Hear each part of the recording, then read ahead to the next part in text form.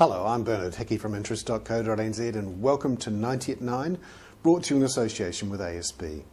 This is our morning briefing where you get everything you need to know in 90 seconds at 9 o'clock, starting now with news that Morningstar, the international funds management analyst group, says that New Zealand is the worst place in the world for fund investors. We've been given a D- in their international ratings. That's because our reports aren't transparent, there's little choice, and our tax system doesn't favour fund investors.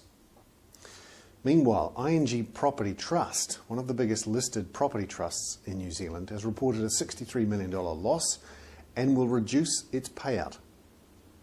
Meanwhile, APN, the Australian provincial newspaper group, which owns the New Zealand Herald and half of the News Talk ZB group, it's having to raise over $100 million to strengthen its balance sheet.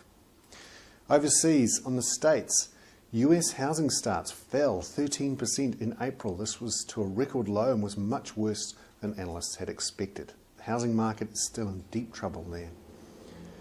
Meanwhile, in Australia, a timber, wine and cattle company that brought in billions of dollars from Australian investors has failed overnight. Great Southern failed after its banks refused to raise extra money for it.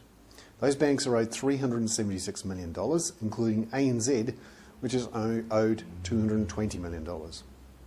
I'm Bernard Hickey. That was 90 at 9, brought to you in association with ASB.